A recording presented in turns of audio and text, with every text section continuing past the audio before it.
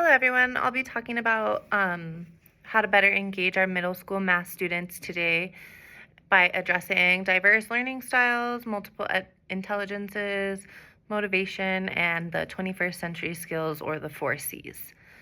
In a middle school math classroom, students usually come to us with a wide range of learning preferences, their strengths, and also their challenges or needs.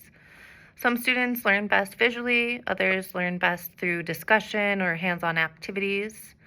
There's a theory of multiple intelligences by Howard Gardner that reminds us that students may be strong in logical, mathematical, spatial, and interpersonal, or intrapersonal intelligences.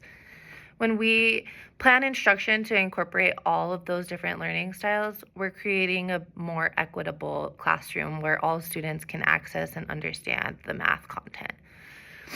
One instructional strategy that supports diverse learning styles is the use of visual representation. So anything that's a visual representation of the concepts, such as graphs, models, visual notes, tools like Desmos to show our students what they're looking or what these numbers mean on paper. These tools help the visual learners make more sense of these abstract concepts and make them more concrete, and also allow them to see the relationships between numbers and these visuals that they have. Another effective strategy is collaborative problem solving, so giving students a problem to solve together as a class. This can be shown in think, pair, share situations or math stations. These approaches can support those interpersonal learners that want to learn with other students and give students to explain their thinking, learn from other peers, and build those competence skills through discussions. In addition to the learning styles, it's important to embed those 4 Cs of the 21st century learning into the math instruction that we do. To support communication, math journals or short video explanations can allow students to explain their reasoning using words, visuals, or audio. So it gives them multiple means of expression. This helps teachers assess the students' understanding just beyond the right or wrong answers. For collaboration, group-based problem-solving tasks, like we had already talked about, encourage teamwork and shared responsibilities while helping students also develop those social, emotional, and academic skills.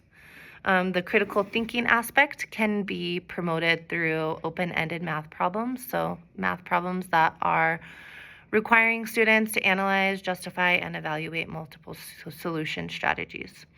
The last C, creativity, can be supported through choice boards or project-based learning with an open-ended outcome.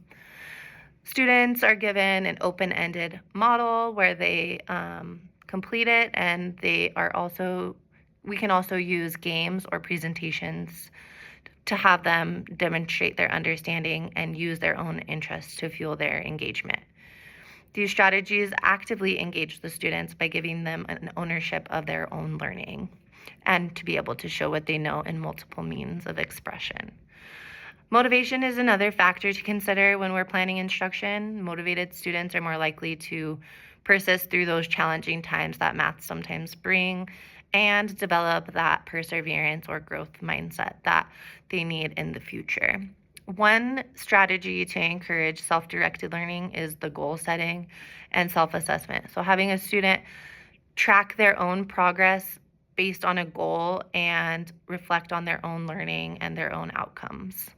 Another approach is using technology tools such as Khan Academy or Desmos Classroom that allows students to work at their own pace and receive that feedback immediately while taking ownership of their own learning. Novelty also plays a role in engagement and motivation. When the lesson is always the same every day with just different content, students find it hard to engage. Excuse me.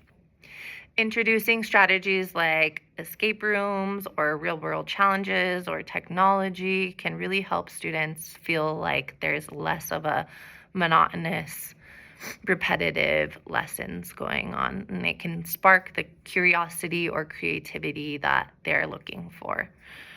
In conclusion, addressing these learning styles, intelligences, and different motivation strategies while incorporating those 4Cs allows us to design math instruction that's not only inclusive, but engaging and focused on the future. Being intentional in this, we can help all of our students in the math classroom. Thank you so much for listening. I hope you guys learned something about how to engage your students further and some helpful strategies for instruction.